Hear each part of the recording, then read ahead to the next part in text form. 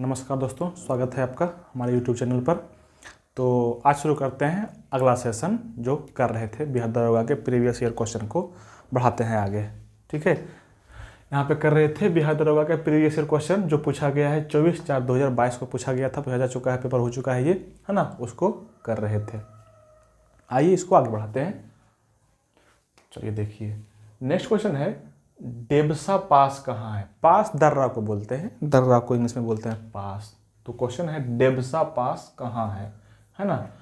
तो ऑप्शन है उत्तराखंड, सिक्किम, हिमाचल प्रदेश, अरुणाचल प्रदेश, है ना। तो इसका आंसर हो जाएगा हिमाचल प्रदेश। इसका आंसर क्या हो जाएगा? हिमाचल प्रदेश। मतलब कि डेबसा पास कहाँ है?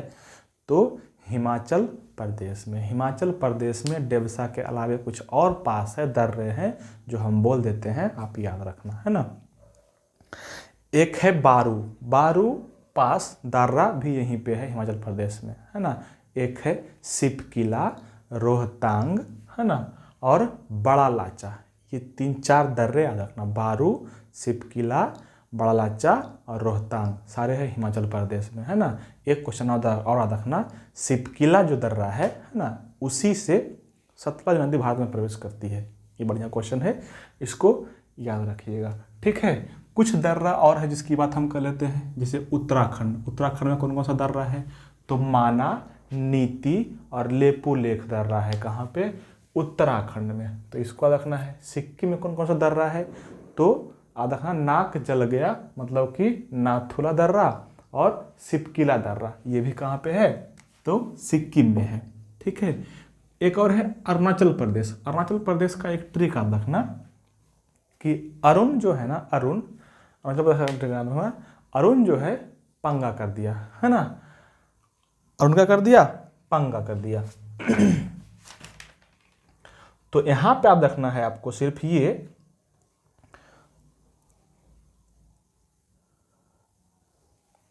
हाँ, इसको थोड़ा सा लिखना पड़ेगा हमको। याद रखना अरुण जो है ना, याद रखना अरुण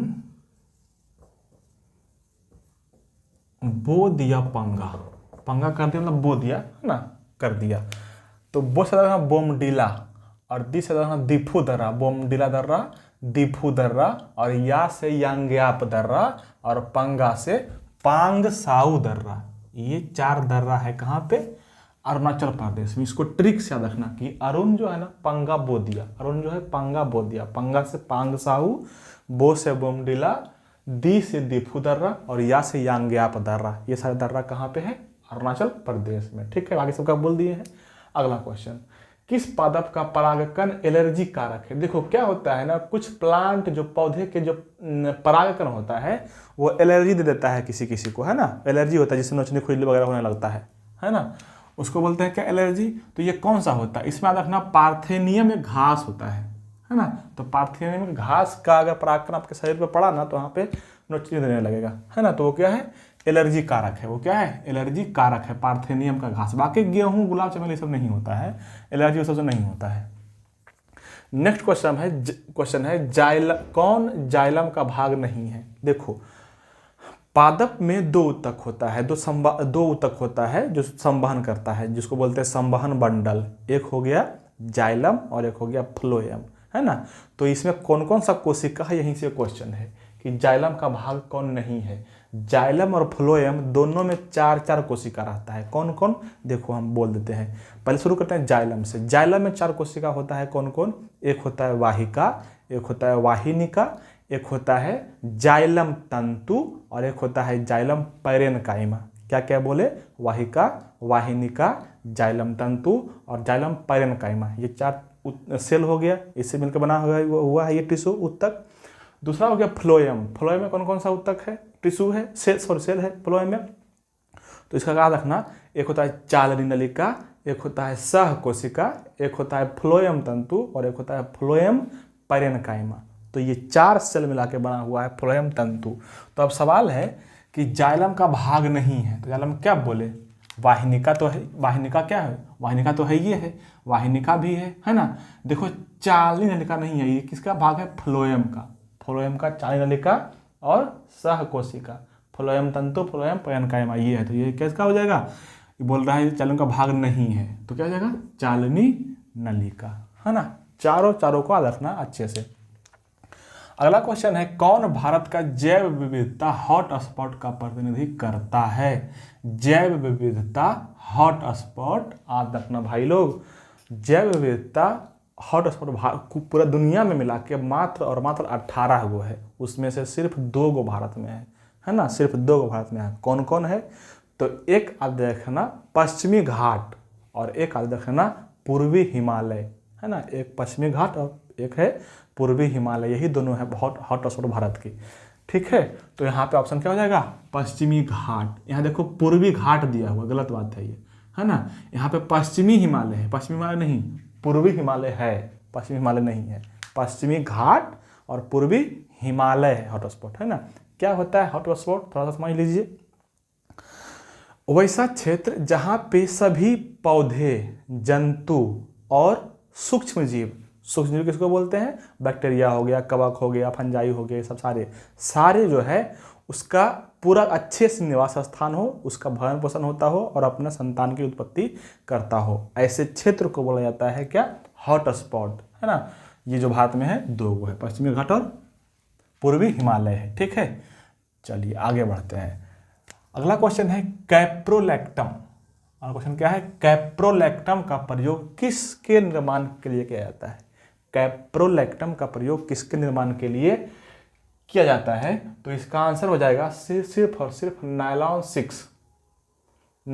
6 के लिए जो किया जाता है, कैप्रोलैक्टम का प्रयोग किया जाता है। ये सब कुछ ऐसा क्वेश्चन है जिसको आपको रट्टा मार लेना है अच्छे से, है ना। कैप्रोलैक्टम हो गया नायलॉन 6, बाकी सब नहीं होगा। नेक्स्ट क्वेश्चन है, स्वेथलिन कप किस खेल से संबंधित है? यहाँ पे देखिए स्वेथलिन कप, थोड़ा ध्यान से देख लेना, अधिक क्वालिटी बढ़ा के लिखें थोड़ा ताकि अधिक से अधिक क्वेश्चन आ सके मैक्सिमम, है ना। क्वेश्चन है स्वेथलिन कप किस खेल से संबंधित है? देखो स्वेथलिन कप जो है वो संबंधित है टेबल टेनिस से। स्वेथलिन कप किससे संबंधित होगा? टेबल टेनिस से, ठीक है, टेबल टेनिस से, ठीक है। एक क्वेश्चन यहाँ पे और याद रख लेना, टेबल टेनिस का ही एक है ब्लेन वर्लेन, ये है ये वो कप किससे संबंधित है? टेबल टेनिस से, ठीक है। कुछ क्वेश्चन और देख लेते हैं हम, जैसे गोल्फ से। गोल्फ का एक बताएंगे आपको ट्रिक, गोल्फ का बहुत बार क्वेश्चन पूछा हुआ है और गोल्फ का आपको एक बताते हैं ट्रिक जिसको आपको अच्छे से याद रखना है ना। गोल्फ वाला क्या होता है इसका? आइए देखिए, इसको मिटा लेते हैं ताकि ऊपर थोड़ा सा हमको लिख सके, है ना। इसको मिटा लेते हैं, ओके। चलिए, हाँ गोल्फ का कर रहे थे ना। गोल्फ जो है एक ट्रिक बोलना, एक ट्रिक का नाम है बस से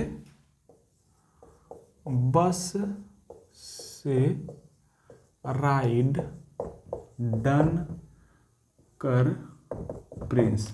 जिसे मान लो आपका दोस्त है कोई प्रिंस, तो उसको बोलना है क्या? बस से राइड कर प्रिंस, बस से राइड कर प्रिंस, है ना। बस से राइड कर प्रिंस क्या आ जाएगा? देखो Baker cup, circuit cup, rider cup, Dunhill cup और प्रिंस ऑफ वेल्स कप, ये सारे कप की जगह हो जाएगा ना। किसका है ये गोल्फ का है। किसका रहेगा ये? गोल्फ का। सब रखना, ट्रिक से अच्छा रखना, बहुत अच्छे से है। देखो क्या होता है ना, कुछ लोग बोलते हैं हम तो ऐसे ही याद रख लेंगे, ठीक है ऐसे याद रख सकता है, लेकिन आप याद कीजिएगा आज 10 दिन के बाद, 15 दिन के बाद भूल जाइएगा। बहुत रट्टा मार लीजिएगा तो 1-1.5 महीना बाद फिर भी भूल ही जाइएगा, है ना। लेकिन ट्रिक अगर एक बार याद हो गया, दिमाग में बैठ गया भाई, तो फिर आपका अपना हो गया समझ लो। तो इसलिए हम जोड़ देते हैं कि ट्रिक से याद करिए, याद रहेगा हमेशा के लिए, है ना। अगला बस का राइड, बस से राइड कर प्रिंस, है ना। Baker cup, circuit cup, rider cup, Dunhill cup और प्रिंस ऑफ वेल्स कप, ये सब हो जाएगा। अगला क्वेश्चन है हस्तिनापुर का उत्खनन कब हुआ? हस्तिनापुर का उत्खनन कब? देखो हड़प्पा सभ्यता में जितने भी स्थल मिले हैं उसका उत्खनन किया जाता है ना, उत्खनन किया गया है वो सारे का। उसमें अगर कुछ मिल जाता है अवशेष के रूप में तो उसको हम रखते हैं, है ना, कि क्या क्या वहाँ पे हुआ था। इससे हम लोग को क्या पता चलता है हमारा इतिहास कैसा था, है ना, लोग पहले कैसे रहते थे, कैसे जीते थे। तो उसी तरह से क्या किया गया है, हस्तिनापुर का उत्खनन किया गया है। और ये कब किया गया है? तो 1950 से 52 के मध्य किया गया है ना। कौन किए थे? तो याद रखना बी लाल, बी लाल जो है इसको करवाए थे, तो इसको याद रखना है अच्छे से, ठीक है। अगला क्वेश्चन है, किस लेंस का उपयोग करके मायोपिया को ठीक किया जाता है? किस लेंस का उपयोग करके मायोपिया को ठीक किया जाता है? इसका ऑप्शन है उत्तल लेंस, अवतल लेंस, बेलनाकार लेंस, बाइफोकल लेंस, है ना।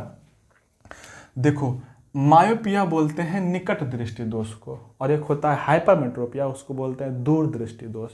अंग्रेजी हिंदी यहाँ पे याद रखना भाई लोग, अच्छे से काम देगा, है ना। तो मायोपिया को मतलब निकट, और हाइपरमेट्रोपिया क्या हो गया? दूर दृष्टि दोष। तो जैसे ही आया आपको दूर दृष्टि दोष, तो बोलना है दूर, क्या बोलना है? दूर, उसे उत्तल, है ना, उसे उत्तल। तो दूर दृष्टि दोष को अगर हम ठीक करना है तो क्या लगाएंगे? उत्तल दर्पण। अब बच गया कौन? निकट, तो उसमें कौन लगाएंगे? अवतल। हो गया, कहानी खत्म। जैसे ही दूर आए तो दू बोलना, उसे उत्तल, और बाकी बच गया एक निकट, तो बच गया कौन? अवतल। दो ही तो लेंस होता है। एक ऑप्शन और है बेलनाकार, और एक है बाइफोकल, है ना। देखो, बाइफोकल पहले करते हैं चर्चा। अगर किसी आदमी को जैसे बुढ़ापा आ गया, तो ना तो निकट का सही दिख रहा है, ना तो दूर का सही दिख रहा है, मतलब उसको दोनों बीमारी हो रहा है, निकट दृष्टि दोष भी और दूर दृष्टि दोष भी। तब उसको लगा देंगे बाइफोकल लेंस, मतलब दोनों में फोकस करेगा, है ना, दोनों में फोकस करेगा, तो उसको बोल देंगे क्या? बाइफोकल लेंस, है ना। एक है बेलनाकार लेंस, है ना। बेलनाकार लेंस किसको लगाते हैं? जिसको बोलते हैं सिलिंड्रिकल लेंस, वो लगाते हैं तब जब हो जाती है अबिंदुकता, जिसको बोलते हैं इंग्लिश में एस्टिग्मेटिज्म, है ना। अबिंदुकता बोलते हैं इसको हिंदी में, बेलनाकार को, है ना।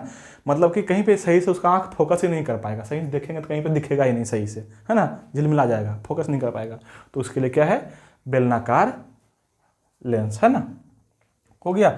अगला क्वेश्चन है, हड़प्पा स्थल से क्या प्राप्त नहीं हुआ? देखो, नहीं है, नहीं, है ना। पिछले बार भी बोले हैं, फिर से बोल देते हैं, जब भी क्वेश्चन बनाइए, सेट लगाइए या कहीं पे एग्जाम देना जाइए, तो क्वेश्चन को पहले पूरा पढ़ो, आगे देखना है कि हो सकता है नहीं है, क्या है, पूरा पढ़ना है, चारों ऑप्शन अच्छा से देखना है, तभी सही करना है। कभी कभी क्या होता है ना, पहले का ऑप्शन लगेगा एकदम नहीं, यही तो सही है ना, लेकिन क्या होता है एग्जामिनर उसे फंसाने के देता है ना। चार ऑप्शन में से चारों सही रहता है, लेकिन एग्जामिनर बोलेगा इसमें से जो सबसे सही है उसको चुनना है आपको, है ना। तो ऐसे में कभी फंस जाइएगा, ऐसे गलती नहीं करना है कि तुरंत देखे पहले का क्वेश्चन आंसर मार दिए, गलती हो सकता है ना। हड़प्पा स्थल से प्राप्त नहीं होता है, क्या है? देखो, बर्तन तो मिला है ना, पता होगा आपको, कालीबंगन से बर्तन का साक्ष्य मिला है। गहना कहाँ से मिला है? चन्हू से गहना मिला है ना। सूती वस्त्र नहीं मिला है, सूती वस्त्र का साक्ष्य कहीं से नहीं मिला है ना। और शीशा तांबा वगैरह का साक्ष्य बहुत सारी जगह से मिला है, जिसको बोलते सकते हैं आप, लोथल से भी मिला है, कालीबंगन से भी मिला है ना। तो ये सब मिला है, लेकिन नहीं मिला है तो क्या? सूती वस्त्र। अगला क्वेश्चन है, कौन पश्चिम घाट का भाग नहीं है? पश्चिम घाट का भाग नहीं है जो खोजना है हमको, है ना। पश्चिम घाट का भाग नहीं है ना। देखो, भारत का जो निचला हिस्सा है, जिसको बोलते हैं प्रायद्वीपीय भारत, ऐसे है, इस तरह से, है ना। तो यहाँ पे जो पहाड़ी है, यहाँ से लेकर के कहाँ तक? यहाँ तक, है ना। यहाँ पे हो गया कौन? तमिलनाडु से लेकर के महाराष्ट्र के निचला भाग तक, है ना, यहाँ तक पहाड़ी है ना, पूरा क्षेत्र में। यही इसी को बोलते हैं पश्चिमी घाट। और इधर भी कुछ पहाड़ी जहाँ तहाँ कटा कटा है ना, तो इसको बोलते हैं पूर्वी घाट। कटा कटा इसलिए है कि यहाँ जो नदी निकला है, चल गया इधर, है ना, तो जाके मिलेगा जाके मिलेगा सागर में, बंगाल की खाड़ी में, तो इसलिए कट गया है। तो कटा कटा है, लगातार नहीं है, लेकिन ये लगातार है ना। यहाँ जो नदी निकलेगा सीधे सीधे इधर तुरंत पास कर जाएगा, है ना। इसलिए पश्चिमी घाट से जो नदी निकलती है तुरंत चल जाती है अरब सागर में, है ना। और इसलिए वो है ना एस्चुरी नहीं बनाती है, सॉरी, ये डेल्टा नहीं बनाती है, वो बनाती है क्या? एस्चुरी बनाती है ना। जिसमें कौन कौन है एग्जाम्पल? नर्मदा और ताप्ती। ये सब क्वेश्चन याद रखना है, समझ के तुरंत गिरेगा, तुरंत चल जाएगा, पास कर देगा, कर जाएगा यहाँ पे। हाँ, क्योंकि इसमें अच्छी नहीं होता है, अवसाद नहीं होता है, जमा नहीं कर पाता है, इसलिए। अच्छा, क्या बोल रहे थे, भटक गए क्वेश्चन। हाँ, क्वेश्चन था पश्चिमी घाट का भाग नहीं है।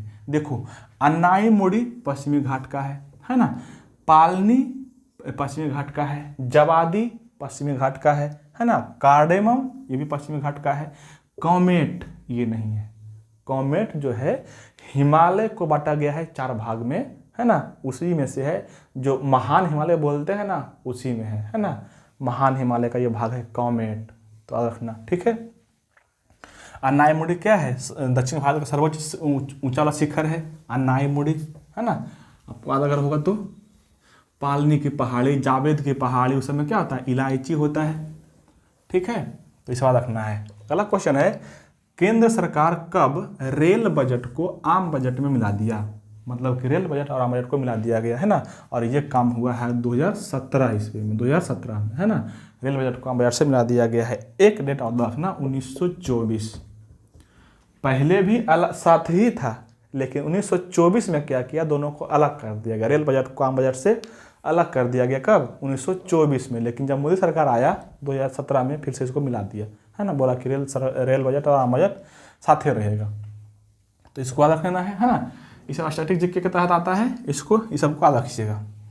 नेक्स्ट क्वेश्चन है, कृष्णदेव राय अपनी माता के नाम पर किस उपनगर की स्थापना की? अपनी माता के नाम पर किस नगर की स्थापना की? देखिए, अब बात आया कृष्णदेव राय के, तो कृष्णदेव राय से संबंधित जितना भी फैक्ट है हम पूरा का पूरा बोलेंगे, है ना।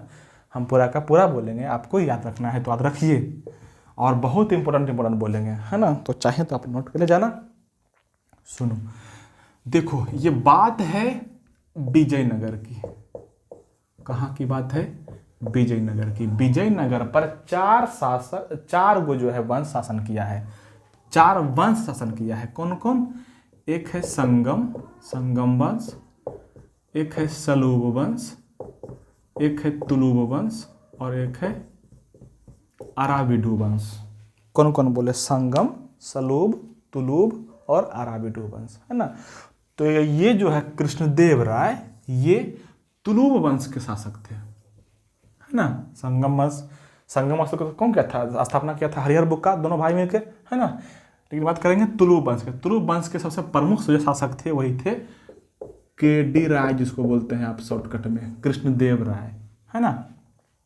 अगर हम बात करें तुलुब वंश के, तो इसका स्थापना किए थे नरसिंह। कौन किए थे? वीर नरसिंह किए थे, है ना, 1505 ईस्वी में।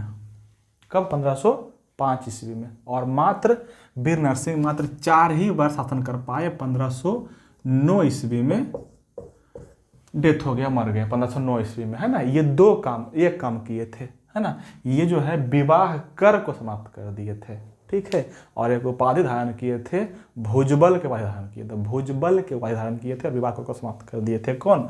वीर नरसिंह। इसके बारे में सिर्फ इतना रखना। अब आते हैं के.डी. राय पर। इसके बाद 1509 से 1530 तक शासन रहे किसका? कृष्णदेव राय का, है ना, कृष्णदेव राय का, ठीक है। अब देखो, कृष्णदेव राय जो थे, जो तमिल और संस्कृत का बहुत प्रकांड विद्वान थे, मतलब पढ़ल लिखल बहुत आदमी थे, है ना। और इसीलिए जितना बात बोल रहे हैं सबका रखना है, तमिल और संस्कृत का बहुत बड़ा विद्वान था, है ना। और इसीलिए अपने दरबार में 8 गो विद्वान को रखते थे, है ना। उसको बोला जाता था अष्टदिग्गज।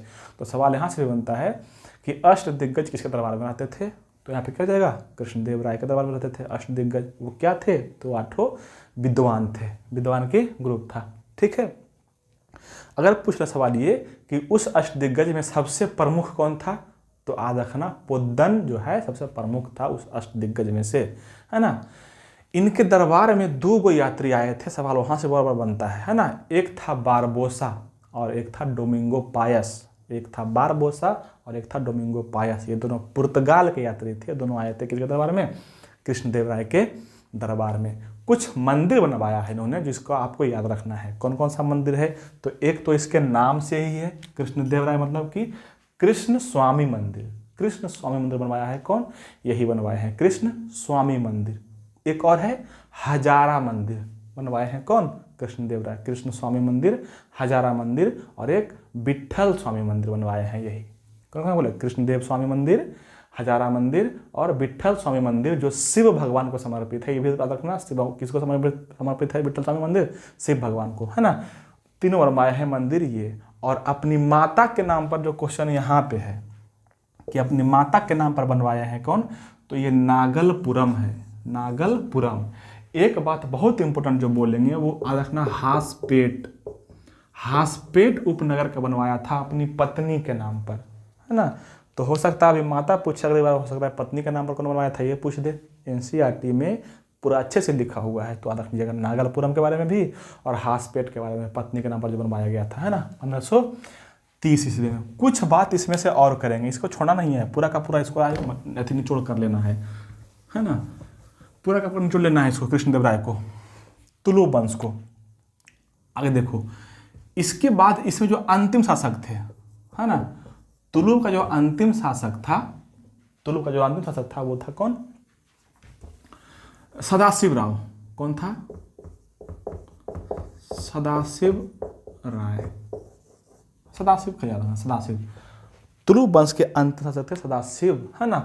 और ये कब हुआ की बात है? तो ये बात है 1565 ईस्वी की। एक बहुत भयंकर युद्ध हुआ था विजयनगर और बहमनी के बीच, है ना। बहमनी सुने होंगे ना, गोलकुंडा, बरार, बीदर, है ना, ये सब पहले बहमनी का क्षेत्र था, बहमनी में सब आते थे, है ना। और विजयनगर अकेला था, विजयनगर था, है ना। तो विजयनगर और बहमनी के बीच लड़ाई हुआ, जिसको बोलते हैं तालीकोटा का युद्ध, तालीकोटा का युद्ध, है ना। इसी को बोलते हैं राक्षसी तंगड़ी का युद्ध, है ना। क्या बोलते हैं? तालीकोटा का युद्ध बोले, राक्षसी तंगड़ी का युद्ध बोले। और एक और नाम है जहाँ पे ये हुआ था, बन्नी हट्टी नामक जगह पे हुआ था। तो ये भी पूछता है कि बन्नी हट्टी कब हुआ था? तो 1565 में। किसके किसके बीच हुआ था? तो विजयनगर और बहमनी के बीच हुआ था, ठीक है। जिसमें से बहमनी जो है जीत गया था, सदाशिव राय हार गए थे, ठीक है। सदाशिव राय का जो राइट हैंड था, है ना, सदाशिव राय का जो राइट हैंड था वो था राम राय। कौन था? राम राय। और राम राय इस युद्ध में मारा गया, राम राय इस युद्ध में मारा गया। तो राम राय का एक भाई था तिरुमल, राम राय का भाई कौन था? तिरुमल। और तिरुमल जो है इसको, किसको? सदाशिव राय को ले आए कहाँ पे? पेनुकोंडा में। कहाँ पे ले आए? पेनुकोंडा में ले आए तिरुमल राम राय को। और कुछ दिन के बाद वहीं पे जो है सदाशिव राय को मरवा दिया, है ना, मरवा दिया। और पेनुकोंडा में ही तिरुमल आदमी अराविडु वंश के स्थापना किए। तो चौथा जो वंश था अराविडु, वो यही स्थापना किया है, तिरुमल, है ना। हो गया। तो ये था पूरा तुलु वंश के कहानी। अगली बार जब भी इसके बारे में कभी किसी कहानी आएगा तो पूरा का पूरा कहानी करेंगे, है ना। आपको धैर्य से सुनना है, याद करना है। नेक्स्ट क्वेश्चन है, कौन गैस CaO कैल्शियम ऑक्साइड के साथ प्रतिक्रिया करती है लेकिन NaHCO3 के साथ प्रतिक्रिया नहीं करती है? तो इसका आंसर हो जाएगा, देखो ये बहुत इजी क्वेश्चन है ना। आप पढ़े होंगे CaOCl2, है ना। क्या ब्लीचिंग पाउडर का सूत्र होता है? ये CaOCl2, है ना, ब्लीचिंग पाउडर। तो Cl2 के साथ प्रतिक्रिया करेगा, है ना, जबकि इसके साथ प्रतिक्रिया नहीं करता है। ये सिंपल सिंपल क्वेश्चन है, सबका होगा। CaOCl2 ब्लीचिंग पाउडर जिसको बोलते हैं। अगला क्वेश्चन है, नियंत्रक एवं महालेखा परीक्षक को हटाने की प्रक्रिया किसके समान है? नियंत्रक और महालेखा परीक्षक जिसको बोलते हैं CAG, CAG, controller and auditor general of India, जिसको बोलते हैं नियंत्रक एवं महालेखा परीक्षक, है ना, उसको हटाने की प्रक्रिया किसके समान है? हटाने की प्रक्रिया किसके समान है? देखो इसका आंसर हो जाएगा, पहले इसके बारे में पूरी चर्चा करते हैं। देखो आर्टिकल अनुच्छेद 148 में इसका वर्णन है कि भारत में एक नियंत्रक एवं महालेखा परीक्षक होंगे, अनुच्छेद 148 में, ठीक है। अनुच्छेद 148 में क्या होंगे? नियंत्रक एवं महालेखा परीक्षक होंगे, ये अनुच्छेद 148 में, ठीक है। ये इसका काम क्या होगा? संसद से जितना भी पैसा सरकार निकालती है उस सारा का लेखा जोखा यही रखता है, कैग, है ना। इसीलिए बोला गया है जनता के धन का बोला गया रखवाला, इसको जनता के धन का रखवाला बोला गया किसको? कैग को। संसद का एजेंट बोला गया है इसको, कैग को, है ना, संसद का एजेंट। और लोक लेखा जो अथी है, लोक लेखा के मित्र और मार्गदर्शक बोला गया है ना। लोक लेखा जो समिति है ना, उसका मित्र और मार्गदर्शक बोला गया है कैग को। तो तीनों बात रखना है अच्छे से, अनुच्छेद याद रखना है। इसका काम क्या है? तो भारत में जितने भी संसद से पैसा आवंटित हुआ है, सरकार निकाला है, उसका पूरा का पूरा लेखा जोखा रहेगा इसके पास, है ना। पूरा लेखा जोखा पता करना है, कहाँ पे खर्च, कितना खर्चा हुआ, है ना, ये पता करना है। इसके साथ ही साथ सरकार को ये सुझाव देना होता है कि आप इस काम के लिए कम पैसा कैसे खर्चा कर सकते हैं। ये सुझाव भी देता है सरकार को कौन, कैग ही देता है ना। इसके अलावे पूरे का लेखा जोखा जो है ना ये देता है किसको, राष्ट्रपति को। एक अनुच्छेद रखना, अनुच्छेद 151 है ना। इस अनुच्छेद के तहत ये जो है कैग जो है पूरे लेखा जोखा का ब्यौरा, लिखित ब्यौरा देता है किसको, राष्ट्रपति को देता है। ये देगा किसको, राष्ट्रपति को। और राष्ट्रपति उस ब्यौरा को रखेगा संसद के पटल पर, है ना। और वहाँ पे पक्ष और विपक्ष में बहस होगा कि ये सही है गलत है, जो भी होना है होगा, ठीक है, अनुच्छेद 51 में। इसी तरह से कैग जो है राज्य में विधानमंडल से जितना पैसा आवंटित होता है सरकार को, राज्य सरकार को, उसका भी ब्यौरा रखता है और उसका देता है किसको, लिखित परिषद, लिखित देगा उसको, राज्यपाल को देगा। तो केंद्र वाला देगा राष्ट्रपति को और राज्य वाला देगा राज्यपाल को। राज्यपाल क्या करेगा, जहाँ के राज्यपाल है वहाँ के विधानसभा में रखेगा और पक्ष विपक्ष में बात होगा। इतना मत रखना, अनुच्छेद 48, 151। कुछ बात और, कैग जो है उसका नियुक्ति करता है राष्ट्रपति, है ना। और उसका कार्यकाल रहता है 6 वर्ष या 65 वर्ष, जो पहले पूर जाए वो 6 वर्ष या 65 वर्ष। तो कम से कम कैग के बारे में इतना रखना है। अच्छा क्वेश्चन था, हटाने की प्रक्रिया किसके समान होती है। तो देखो याद रखना, हटाने की प्रक्रिया जो समान होगी वो सुप्रीम कोर्ट के न्यायाधीश के समान होगी। हटाने की प्रक्रिया किसके समान होगी, सुप्रीम कोर्ट के न्यायाधीश के समान होगी। उच्चतम न्यायालय के उच्चतम न्यायालय के न्यायाधीश जिसको जैसे हटाते हैं वैसे ही इसको भी हटा सकते हैं। कैसे, तो कैसे वाला क्वेश्चन बहुत अच्छे से याद रखना प्लीज। इसको हटाने की प्रक्रिया ये है, इसको सुप्रीम कोर्ट के न्यायाधीश को या कैग को हटाने की प्रक्रिया ये है कि लोकसभा और राज्यसभा मतलब संसद के दोनों सदनों के विशेष बहुमत द्वारा साबित कदाचार या अयोग्यता के आधार पर इसको हटा सकते हैं। ये बात आपको दिमाग में जेहन में उठा लेना है अच्छे से, ठीक है।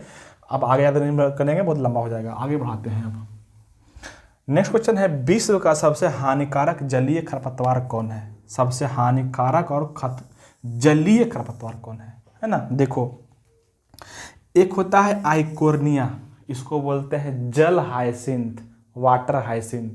यही जो है जलीय खरपतवार है जो सबसे खतरनाक है। खतरनाक क्यों है, ये क्या होता है ना, बहुत जल्दी बढ़ता है, बहुत तेज़ी से बढ़ता है। तो जहाँ पे जल्दी बढ़ेगा वहाँ के जो जलीय जीव होता है, मछली वगैरह होता है या अलग जो अन्य पौधा है वो मर जाता है ना। इसलिए क्या है, ये खतरनाक है आइकोर्निया, ठीक है। इसको बोलते हैं जल हायसिंथ, बाकी ये सब नहीं होगा। अगला क्वेश्चन है, सार्क का सदस्य नहीं है। सार्क का सदस्य कौन नहीं है, ये आपको चुनना है। देखो, सार्क जो होता है SAARC, इसको बोलते हैं सार्क। इसका मतलब क्या हुआ, south Asian association regional cooperation. South Asian association regional cooperation होता है सार्क। ये बना कब था, तो 1985 में। इसका मुख्यालय कहाँ है, काठमांडू में। पहला बैठक कहाँ हुआ था, ढाका में, है ना।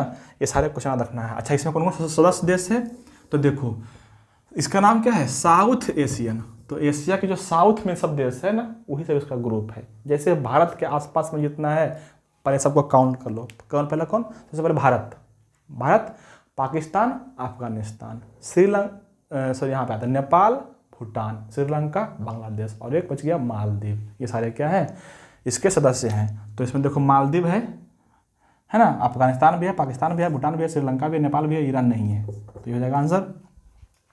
अगला क्वेश्चन है, किस मुगल शासक के काल में चाहर तस्लीम और जमीन बोस लागू हुआ था। चाहर तस्लीम और जमीन बोस लागू हुआ था। चाहर तस्लीम और जमीन बोस, है ना, लागू हुआ था। इसका आंसर हो जाएगा क्या, शाहजहां।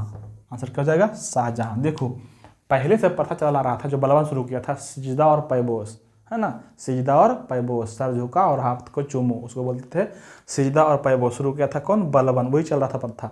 लेकिन यह क्या किया, सिजदा पैबोस को बंद कर दिया। सवाल ये भी पूछता है कि सिजदा पैबोस को किस मुगल शासक ने बंद कर दिया था, तो रहेगा क्या, शाहजहां।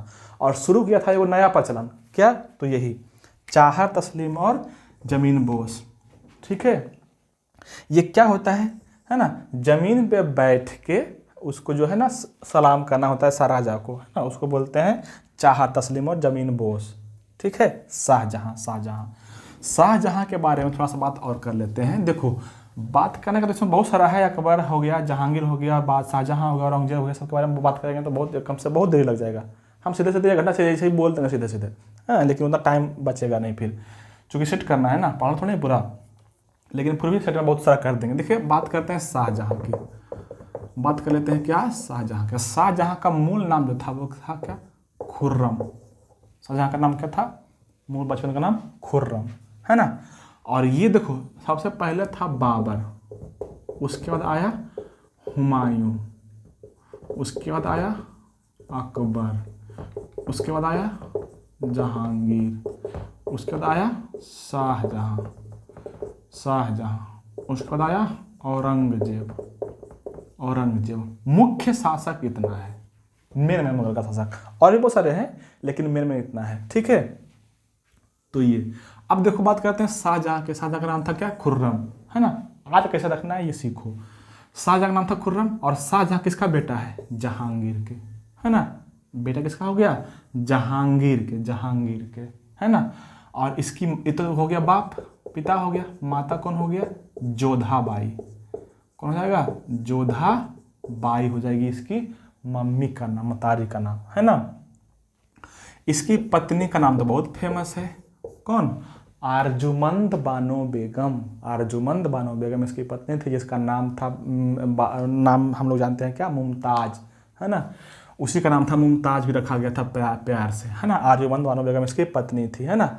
ये क्या किया था, बहुत बड़ा काम किया था, अपनी राजधानी को आगरा से पहली बार दिल्ली लाया था। ये बहुत बढ़िया क्वेश्चन है, इसको याद रखिएगा प्लीज।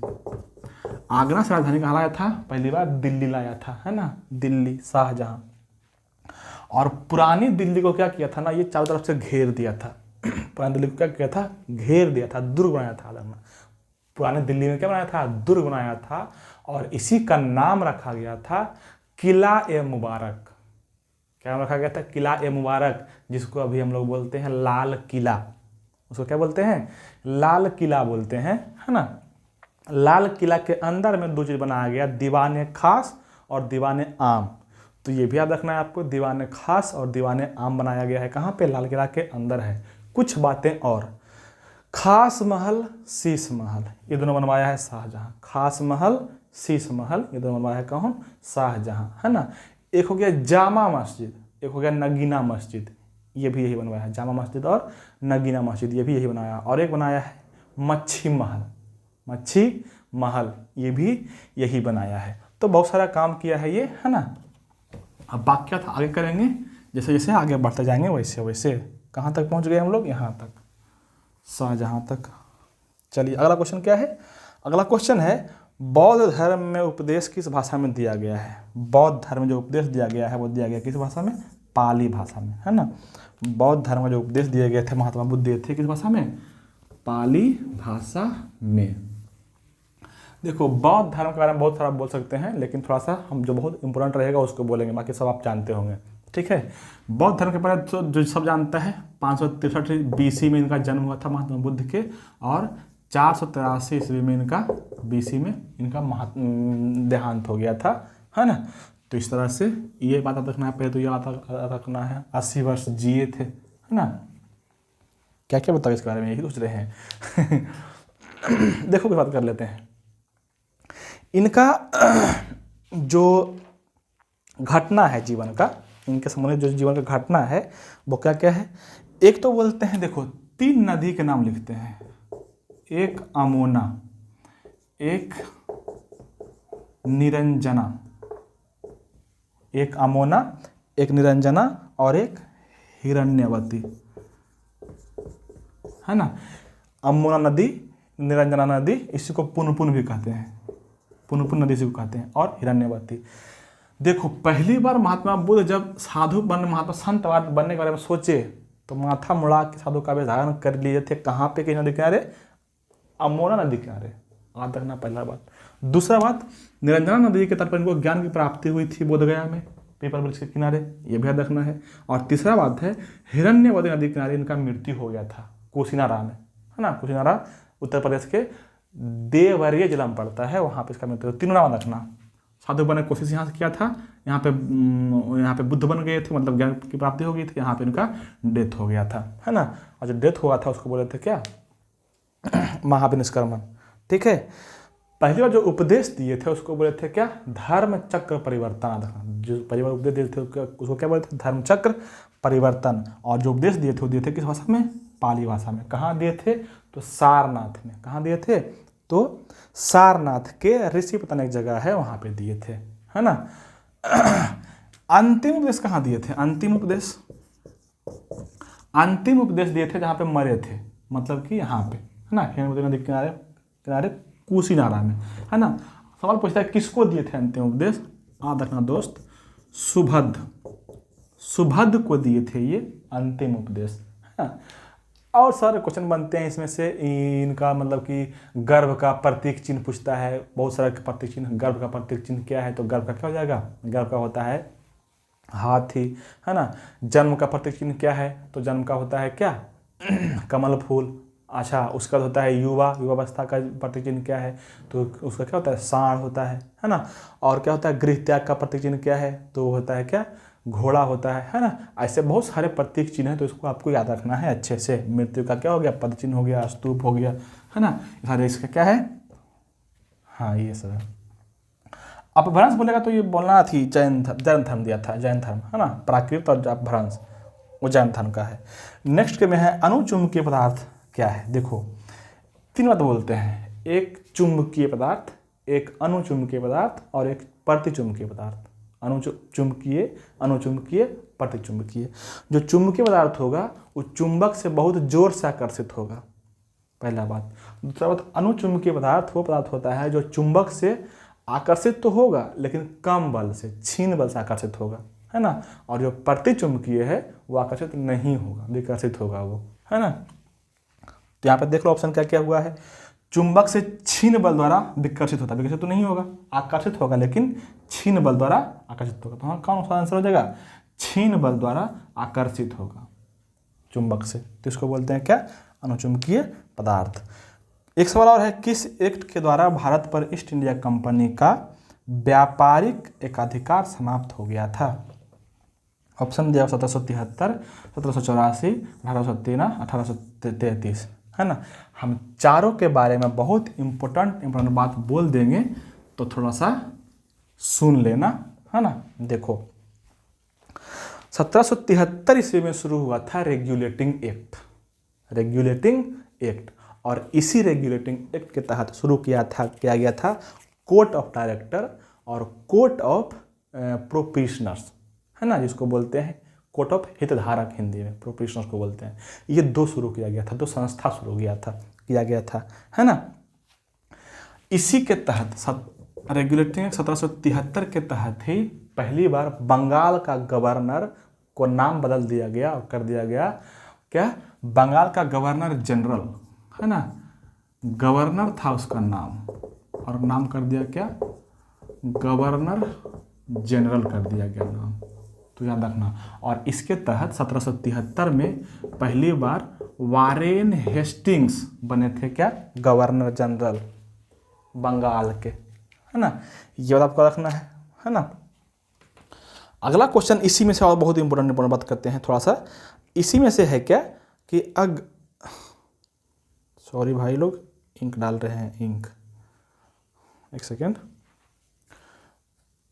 1774 ईस्वी में इसी के तहत 1774 में, है ना, हाई कोर्ट पहली बार बना था भारत में, पहली बार उच्च न्यायालय बना था, कहाँ पे, कलकत्ता में। देखना बढ़िया क्वेश्चन है ये, है ना। और इसके जो बने थे जज, वो बने थे sir Elijah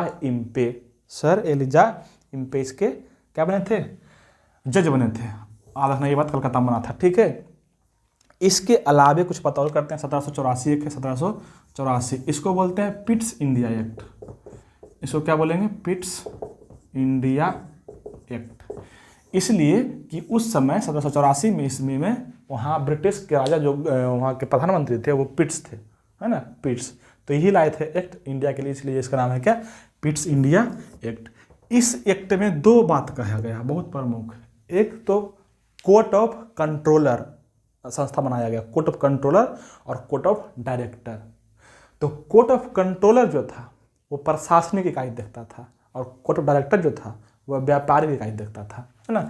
east India company जो था उसका व्यापारिक इकाई देखता था, ठीक है। दोनों का देखना, कोर्ट ऑफ कंट्रोलर और कोर्ट ऑफ डायरेक्टर। डायरेक्टर व्यापारिक और कंट्रोलर प्रशासन व्यवस्था, मतलब प्रशासन शुरू हो गया था यहीं पे 1784 ईस्वी के आसपास ही हम लोग पर प्रशासन करने लग गया था, है ना। कुछ बात कर लेते हैं 1800 कौन है 13 ना, हाँ 1813 ईस्वी में देखो क्या क्या हुआ है, बहुत इंपॉर्टेंट इसमें काम हुआ है।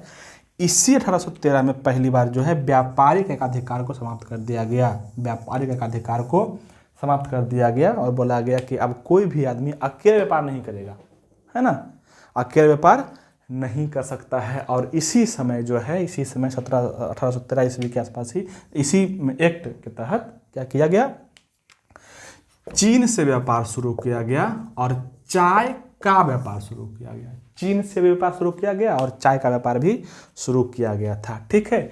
इसी एक्ट में बोला गया कि कलकत्ता, मद्रास और बम्बई इस 3 क्षेत्र के लिए जब भी जो भी कानून बनाएगा, है ना, कौन, कोर्ट ऑफ कंट्रोलर, उसका जो है सहमति लेना अनिवार्य है, किसका, ब्रिटिश संसद का, है ना। तो उसका सहमति लेना अनिवार्य है, ये बात कहा गया था इसमें। इसी में एक बात और कहा गया है क्या, कि भारत में शिक्षा के लिए प्रतिवर्ष 1 लाख रुपया प्रतिवर्ष खर्चा करना है। 1817 बहुत बढ़िया क्वेश्चन बता रहे हैं, आप देखिएगा। और इसके अलावा एक और बात बहुत इंपॉर्टेंट कहा गया था इसी में कि भारत में जो है ईसाई मिशनरी को यहाँ पे अपने धर्म का प्रचार प्रसार करने के लिए आदेश दिया गया था, छूट दे दिया गया था, ठीक है, यहाँ तक। नेक्स्ट बात है, आते हैं 1833 में। 1833 में बहुत सारा कानून हुआ था। देखो यहाँ पे कर दिया था, नाम क्या, गवर्नर जनरल कर दिया था यहाँ पे। ये जो था ना, बंगाल का गवर्नर जनरल था। लेकिन 1833 ईस्वी में जो एक्ट आया था उसमें भी इसका नाम बदल दिया गया। इसमें इसका नाम कर दिया गया भारत का गवर्नर जनरल, भारत का गवर्नर जनरल। तो नाम चेंज हो गया, अब पहले था बंगाल का, सिर्फ हो गया कौन, भारत का। 1833 में और इसके तहत पहला जो बंगाल का भारत का गवर्नर जनरल बना था, भारत का पहला गवर्नर जनरल बना था, वो कौन था, विलियम बेंटिंक। कौन था, विलियम बेंटिंक, 1833 में, ठीक है। और विलियम बेंटिंक के समय बहुत सारा घटना हुआ था, है ना। शिक्षा क्षेत्र में बहुत क्रांति आया था, शिक्षा क्षेत्र में, है ना। अंग्रेजी शिक्षा के लिए बढ़ावा दिया गया था लॉर्ड मैकाले के द्वारा, है ना। अच्छा, इसके अलावा दास प्रथा का समाप्ति किया गया था 29 में, है ना। तो ऐसी बहुत सारी बातें की गई थी। अच्छा, इसके अलावा जो है इस समय ईस्ट इंडिया कंपनी जो था, अब तक जो था, है ना, ये व्यापारिक था, व्यापार करने आया था, लेकिन अब ये बन गया प्रशासनिक इकाई। बहुत बढ़िया क्वेश्चन है, आप देखना इसको। ये बन गया क्या, प्रशासनिक इकाई बना दिया गया था इसी के तहत, ठीक है। और एक बात और याद रखना, सिविल सेवा में खुली प्रतियोगिता का ऐलान कर दिया गया। जो प्रतियोगिता कंप्लीट करके वो टॉप में आएगा उसको सिविल सेवा में मौका मिलेगा, मतलब भारत का रहे चाहे कोई देश का रहे। इसमें रंग, देश, जन्म स्थान से मतलब नहीं था, है ना। जिसका कोर्ट ऑफ डायरेक्टर जो है ना, जो कोर्ट ऑफ डायरेक्टर संस्था थी, वो विरोध कर दिया, जिसके कारण इसको समाप्त कर दिया, बाद में नहीं वापस ले लिया गया था, है ना। तो इतनी सारी बातें इसमें याद रखिएगा, ठीक है।